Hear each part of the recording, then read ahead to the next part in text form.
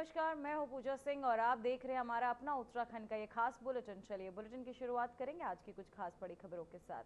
तो वहीं देहरादून से खबर सामने आ रही है, जहां प्रदेश में लागू हुई जीएसटी की नई दरें। प्रेमनगर बाजार का सीएम धामी ने किया दौरा, स्वदेशी अपनाने को लेकर किया प्रचार प्रसार। जीएसटी की नई दरों के लिए जागरूकता अभियान व स्थानीय बाजार का सीएम धामी ने किया भ्रमण। तो वहीं आपको बताते चले, स्थानीय बाजारों का सीएम धामी ने भ्रमण किया है। तो वहीं मुख्यमंत्री पुष्कर सिंह धामी प्रेमनगर बाजार का भ्रमण करेंगे। इस दौरान वे स्वदेशी अपनाने और जीएसटी की नवीन दरों के व्यापक प्रचार प्रसार चलाया जा रहे जन कल्याणकारी अभियान में भाग भी लेंगे।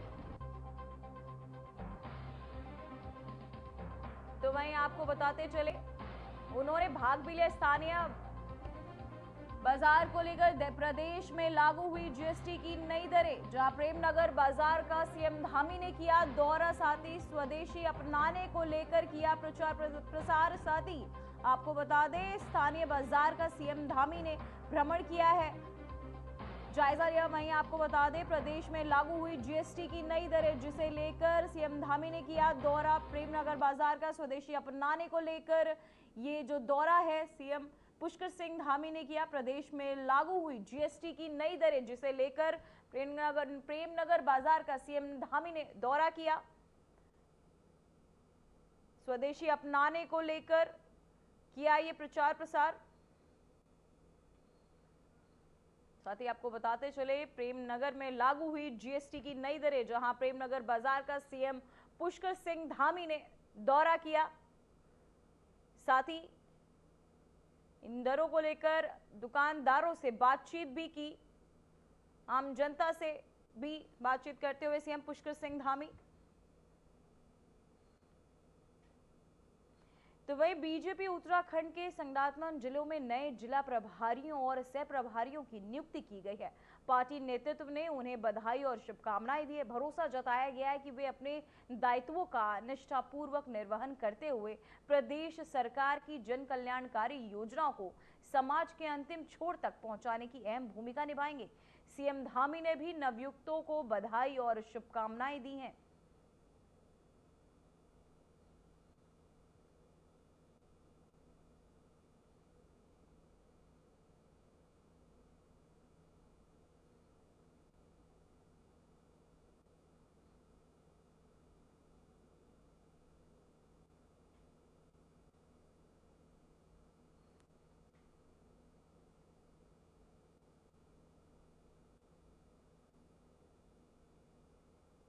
तो वहीं मुख्य सचिव आनंद वर्धन ने सचिवालय में बैठक कर बजट 2024-25 के आपको बता दें संतर्पीकरण बिंदुओं की समीक्षा की।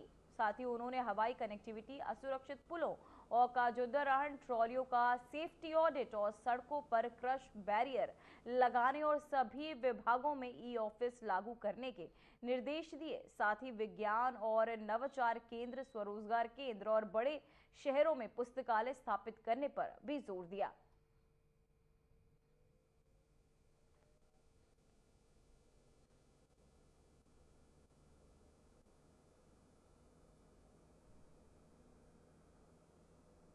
तो वही हरिद्वार में महिलाओं और परिवारों के स्वास्थ्य को लेकर एक बड़े अभियान की शुरुआत की गई है।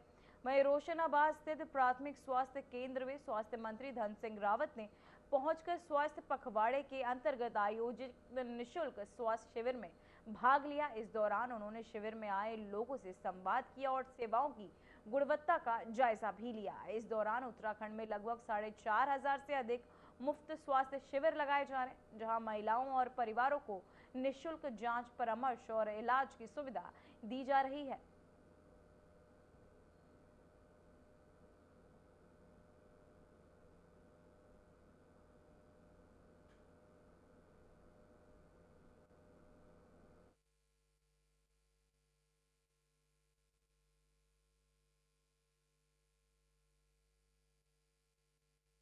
देखिए, आज मैं प्राथमिक स्वास्थ्य केंद्र रोशनाबाद में आया हूँ और पूरे प्रदेश में लगभग 4,500 हम निःशुल्क स्वास्थ्य शिविर लगा रहे हैं। ये योजना प्रधानमंत्री माननीय मोदी जी के जन्मदिन से लेकर 2 अक्टूबर गांधी जयंती तक है और हमारा प्रयास ये है कि इसमें गरीब लोगों का जो है ज़्यादा से ज़्यादा भला हो सके। प्रधानमंत्री मोदी जी ने एक ध्येय वाक्य दे रखा है पूरे देश को, स्वस्थ नारी सशक्त परिवार, और इसमें लगभग हर व्यक्ति को दवाइयाँ फ्री दी जाएंगी, जांचें फ्री की जाएंगी, और किसी को बिना 1 रुपए दिए हुए जो है बिना पर्ची काटे भी वो हमारे स्वास्थ्य शिविरों में आ सकता है।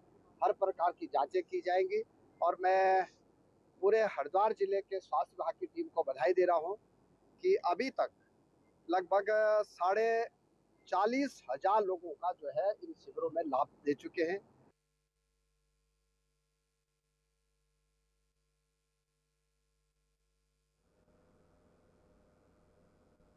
तो वहीं उत्तराखंड शासन के निर्देश पर गढ़वाल आयुक्त विनय शंकर पांडे के तहत केदारनाथ धाम के गर्भगृह को स्वर्ण मंडित कराने के प्रकरण की जांच की गई। तो वहीं स्वर्ण मंडित कराने को लेकर ये जांच बिठाई गई है, जहां रिपोर्ट में किसी भी प्रकार की अनियमितता की बात सामने नहीं आई। जांच के दौरान पाया गया कि बीकेटीसी ने न तो सोना खरीदा और न ही अपने स्तर पर, आपको बताते चले, लगवाया गया उसे। सभी कार्य शासन के निर्देशों के क्रम में दानिता और मंदिर समिति के सहयोग से किए गए। स्वर्ण वर्क चढ़ाने की पूरी प्रक्रिया सुरक्षा और निगरानी में संपन्न हुई, जिसमें पुलिस और बीकेटीसी और विशेषज्ञों की टीम शामिल थी। वहीं स्वर्ण वर्क का कुल वजन 23,777 किलोग्राम और तांबे का 101.3 आपको बता दें कि गिरा था। और साथ ही रिपोर्ट में सभी बिल और स्टॉक रजिस्टर में विवरण दर्ज होने की पुष्टि की गई। जांच ये सुनिश्चित करती है कि केदारनाथ गर्भगृह में स्वर्ण मंडल में शासन, मंदिर समिति और दानीदाता के तहत पारदर्शिता और नियमानुसार कार्य किया गया।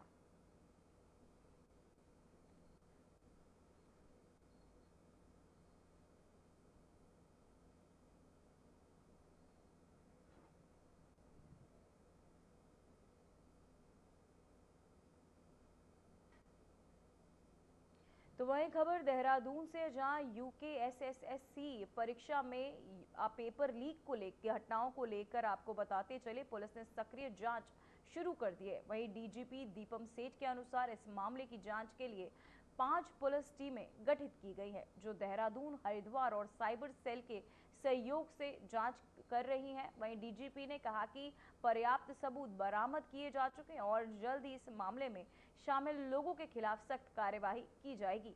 आपको बताते चले, गृह सचिव शैलेश बगोली और डीजीपी दीपम सेठ ने मामले की निगरानी की पुष्टि करते हुए कहा कि जांच पूरी पारदर्शिता और कड़ी निगरानी में होगी। इन्वेस्टिगेशन चल रहा है इस केस में। जो अभियोग पंजीकृत हुआ है उसकी बहुत क्लोज मॉनिटरिंग की जा रही है पुलिस हेडक्वार्टर्स द्वारा। इसमें 5 अलग अलग टीम्स जनपद देहरादून, हरिद्वार, एसटीएफ और साइबर सेल की इसकी विवेचना में लगी हुई हैं। कई महत्वपूर्ण तथ्य, कई क्लूज ऑलरेडी हमारे इन्वेस्टिगेशन टीम्स को मिल गए हैं और बहुत जल्दी इस पूरे जो नेटवर्क का, इस पूरी कॉन्स्पिरेसी का खुलासा होगा। उसके तह तक हम पहुंचेंगे और जो भी इसमें शामिल पाए जाते हैं उनके विरुद्ध कठोरतम कार्रवाई की जाएगी।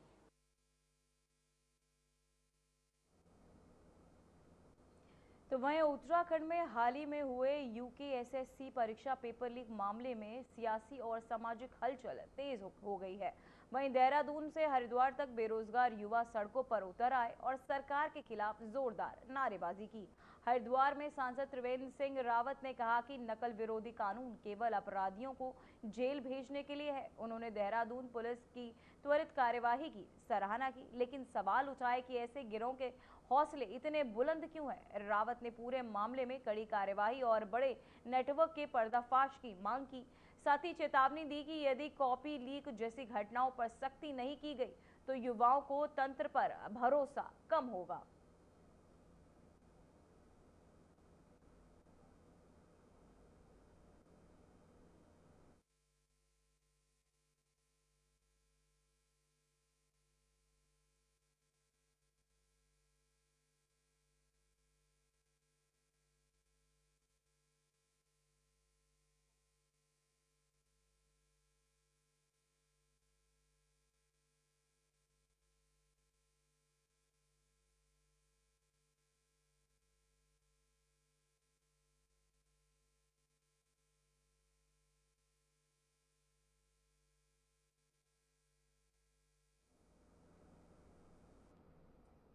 तो वहीं खबर देहरादून से, जहां उत्तराखंड की राजनीति में एक बार फिर उबाल आया है। उत्तराखंड क्रांति दल ने प्रदेश की मौजूदगी सरकार को विफल बताते हुए राष्ट्रपति शासन लगाए जाने की मांग की है। पार्टी नेताओं का कहना है कि राज्य में कानून व्यवस्था चरमरा गई है और आम जनता की समस्याओं का समाधान नहीं हो रहा है। उत्तराखंड क्रांति दल के वरिष्ठ नेताओं ने प्रेस वार्ता कर कहा कि प्रदेश में अवैध कॉलोनियों, महंगाई, बेरोजगारी और कानून व्यवस्था को लेकर स्थिति बेहद चिंताजनक है। यूकेडी ने राज्यपाल से तत्काल हस्तक्षेप करने और केंद्र सरकार को सिफारिश भेजने की मांग की है। साथ ही चेतावनी दी कि यदि सरकार पर कार्यवाही नहीं हुई तो पार्टी आंदोलन तेज करेगी।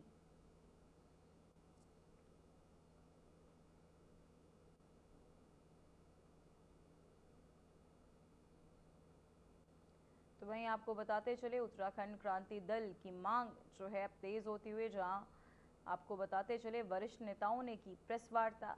इस वार्ता में आपको बता दें, उत्तराखंड की राजनीति में एक बार फिर उबाल देखने को मिला, जहां उत्तराखंड क्रांति दल के प्रदेश की मौजूदा सरकार को विफल बताते हुए राष्ट्रपति शासन लगाए जाने की मांग की गई। पार्टी नेताओं का कहना है कि राज्य में कानून व्यवस्था चरमरा गई और आम जनता की समस्याओं का समाधान नहीं हो रहा है। उत्तराखंड क्रांति दल के वरिष्ठ नेता ने प्रेस वार्ता कर कहा कि प्रदेश में अवैध कॉलोनियों, महंगाई, बेरोजगारी और कानून व्यवस्था को लेकर स्थिति बेहद चिंताजनक है। यूकेडी के राज्यपाल ने तत्काल हस्तक्षेप करने और केंद्र सरकार को सिफारिश भेजे जाने की मांग की।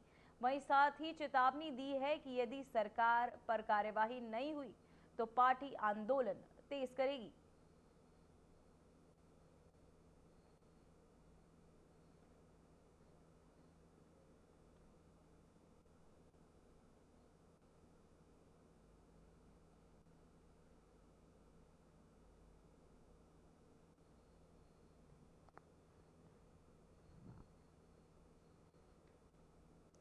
तो वहीं आपको बताते चले, वरिष्ठ नेताओं ने की प्रेस वार्ता। साथ ही प्रदेश में राष्ट्रपति शासन लागू हो, इसकी मांग भी की है। वहीं उत्तराखंड क्रांति दल की ये मांग जो है सामने आई है। वरिष्ठ नेताओं ने की प्रेस वार्ता, जहां पार्टी नेताओं का कहना है कि राज्य में कानून व्यवस्था चरमरा गई है और आम जनता की समस्याओं का समाधान नहीं हो रहा है। उत्तराखंड क्रांति दल के वरिष्ठ नेताओं ने प्रेस वार्ता कर कहा कि प्रदेश में अवैध कॉलोनियों, महंगाई, बेरोजगारी और कानून व्यवस्था को लेकर स्थिति बेहद चिंताजनक है। यूकेडी ने राज्यपाल से तत्काल हस्तक्षेप करने और केंद्र सरकार को सिफारिश भेजने की मांग की है। साथ ही चेतावनी दी है कि यदि सरकार पर कार्यवाही नहीं हुई तो पार्टी आंदोलन तेज करेगी। वहीं उत्तराखंड क्रांति दल की यह मांग जो है सामने आई।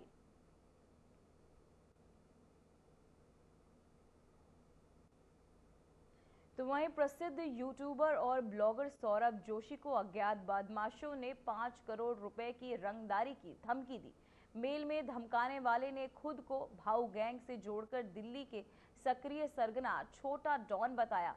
सौरभ ने कोतवाली पुलिस को तहरीर दी। वहां पुलिस मामले की जांच में जुट गई है।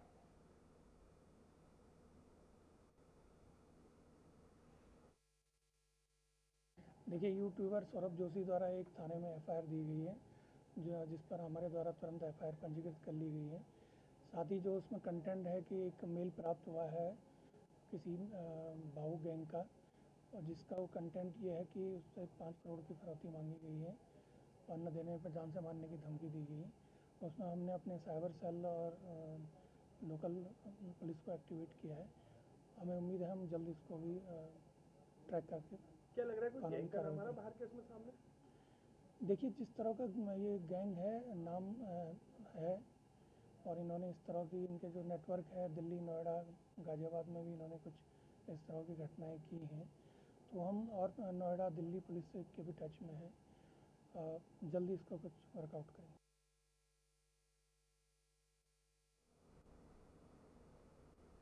तो वही खबर देहरादून से, जहां श्री देव सुमन विश्वविद्यालय गोपेश्वर महाविद्यालय में एनएसयूआई कार्यकर्ताओं ने छात्र संघ चुनाव को लेकर विश्वविद्यालय और शासन प्रशासन पर गंभीर आरोप लगाए। एनएसयूआई के छात्रों का कहना है कि उनका छात्र संघ अध्यक्ष पद का उम्मीदवार पहले पास कर दिया जाता है, लेकिन जैसे ही छात्र संघ चुनाव नजदीक आता है विश्वविद्यालय अचानक उसे फेल कर देता है। एनएसयूआई कार्यकर्ताओं ने आरोप लगाया कि इस तरह के कदम छात्रों के अधिकारों और लोकतांत्रिक प्रक्रिया के खिलाफ है। वहीं उन्होंने प्रशासन से मांग की है कि छात्र संघ चुनाव निष्पक्ष और पारदर्शी तरीके से संपन्न कराया जाए और किसी भी छात्र के साथ अन्याय न हो। इस मामले ने कॉलेज परिसर में गर्म माहौल बना दिया है और छात्र नेताओं ने आने वाले दिनों में संघर्ष तेज करने की चेतावनी भी दी है।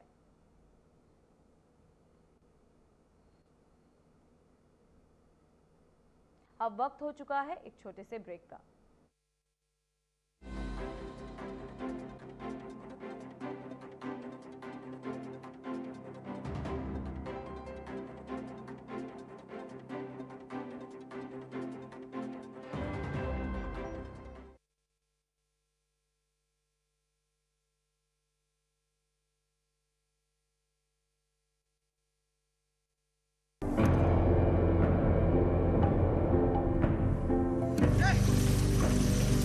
कभी पानी की कमी से सूखते उत्तराखंड के इन खेतों में अब लहलहा रही हैं फसलें। राज्य में सिंचाई की आधुनिक तकनीकी ने खोल दिए हैं किसानों के तरक्की के द्वार।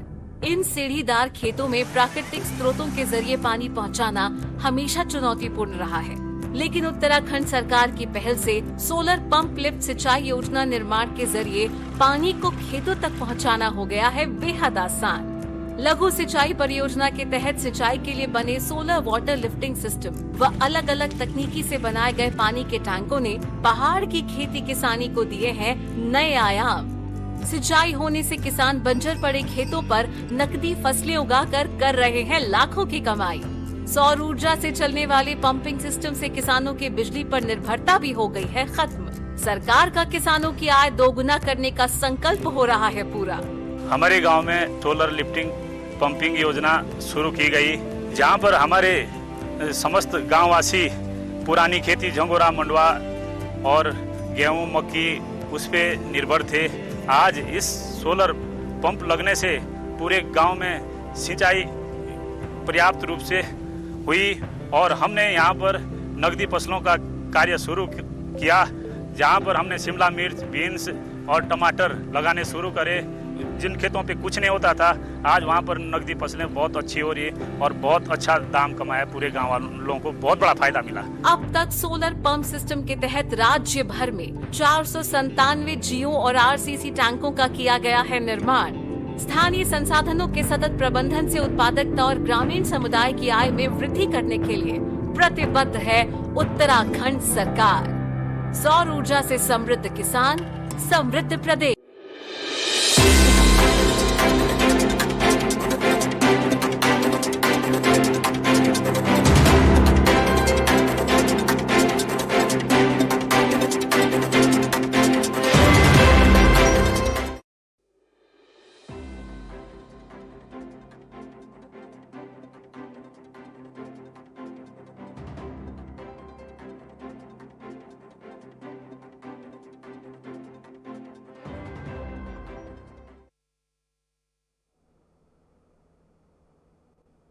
ब्रेक के बाद खबरों में एक बार फिर से आपका स्वागत है। तो वहीं उत्तराखंड एसटीएफ की एंटी नारकोटिक्स टास्क फोर्स और किच्छा कोतवाली पुलिस ने आपको बता दें 152 ग्राम स्मैक के साथ एक आरोपी को गिरफ्तार किया है।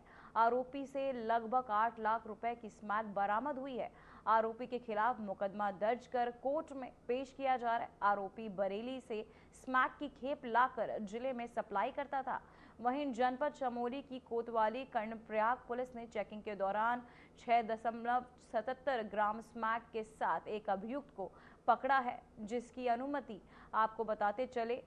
अनुमानित कीमत 67,700 बताई जा रही है।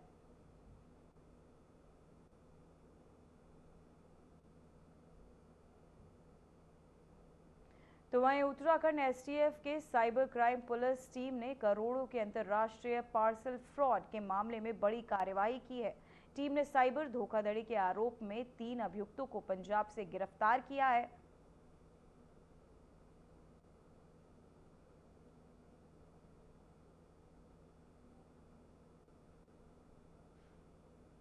तो वहीं हरिद्वार में पिरामिड कॉलोनाइजर की विवादित कॉलोनी शुभम सिटी को लेकर गंभीर आरोप सामने आए हैं।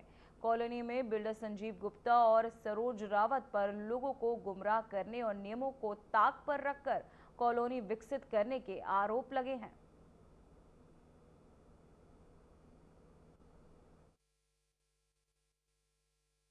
आप ठीक कह रहे हैं कि हिंदुस्तान के किसी भी मुसलमान की, हिंदुस्तान छोड़िए पूरे वर्ल्ड में, मुसलमान की हिंदू के आस्था के बिंदु जो है, चाहे वो कलावा हो चाहे रुद्राक्ष हो, उनमें उनकी कोई आस्था नहीं है। वह एक, मैं भारतीय सेना से सेना निवृत्त हूँ। 2020 में मैंने ये इनसे प्लॉट परचेज करा था, ये सरोज रावत एंड संजीव गुप्ता। तो इन्होंने उस दौरान मुझे सारी चीज़ें बताई थी कि ये हमारा प्रोजेक्ट है, जो ये HRD और रेरा है पूरा, और इसकी रजिस्ट्री संजीव गुप्ता जी करेंगे।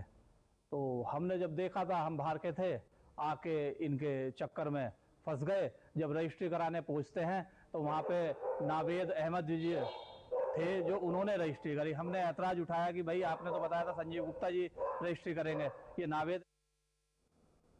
तो वहीं अल्मोड़ा में दहशत फैलाने वाला गुलदार आखिरकार पिंजरे में कैद हो गया। लंबे समय से क्षेत्र में दहशत का पर्याय बने इस गुलदार ने ग्रामीणों का जीना मुश्किल कर दिया था। पिंजरे में फंसने के बाद भी वह गुर्राता रहा, लेकिन लोगों ने उसे देखकर राहत की सांस ली।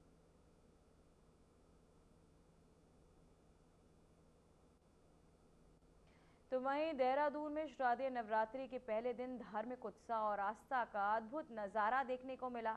सुबह से ही शहर में विभिन्न माता मंदिरों में श्रद्धालुओं की भारी भीड़ उमड़ पड़ी। माता रानी के दर्शन के लिए लोग कतारों में खड़े नजर आए और पूरा माहौल भक्तिमय हो गया।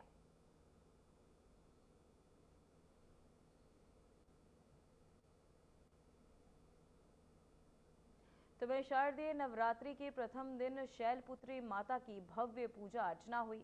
दुर्गा माता मंदिर में भक्तों ने बढ़ चढ़कर हिस्सा लिया। मंदिर की पुजारी आचार्य राजू के अनुसार शैलपुत्री माता पर्वतराज की पुत्री हैं और इनकी पूजा से घर में सुख, शांति और समृद्धि बनी रहती है।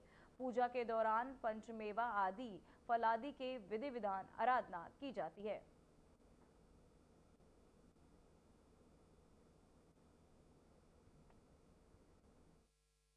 ओम शरणागत दीनार्ता परित्राणापरायणे सर्वस्याति हरे देवी नारायणी नमोस्तुते।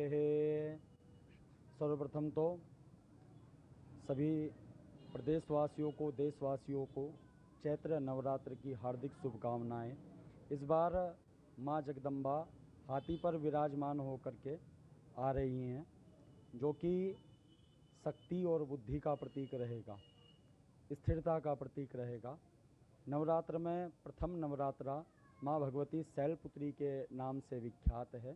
शैलपुत्री माँ भगवती पर्वतराज की पुत्री होने के कारण भगवती का नाम शैलपुत्री पड़ा। भगवती की आज के दिन पंचमेवा फल आदि से पूजा अर्चन उपासना की जाती है और भगवती शक्ति का प्रतीक हैं। जय माता की। आपको बताते चले, घर घर बनी सुख शांति। पंचमेवा में विधिवत आराधना। जहाँ शारदीय नवरात्रि के प्रथम दिन शैलपुत्री माता की भव्य पूजा अर्चना हुई। दुर्गा माता मंदिर के भक्तों ने बढ़ चढ़कर हिस्सा लिया। वहीं मंदिर पुजारी आचार्य राजू के अनुसार शैलपुत्री माता पर्वतराज की पुत्री है और उनकी पूजा से घर में सुख, शांति और समृद्धि बनी रहती है। पूजा के दौरान पंचमेवा फलादि से विधि पूर्वक आराधना की गई। तो वहीं आपको बताते चले, शैलपुत्री माता की भव्य पूजा, रुड़की में श्रद्धालुओं का उत्साह जहां देखने को मिला। नवरात्रि का ये पावन आरंभ मां शैलपुत्री की पूजा के साथ, पूजा अर्चना के साथ शुरू हुआ। जहां आपको बताते चले, भक्तों ने पूजा के दौरान पंचमेवा फल आदि से विधि पूर्वक आराधना की। तो वहीं शांति और समृद्धि घर में बनी रहती है। मां शैलपुत्री का भव्य पूजा। रुड़की में श्रद्धालुओं का उत्साह देखने को मिला। फिलहाल बुलेटिन में बस इतना ही। मुझे दीजिए इजाजत। नमस्कार।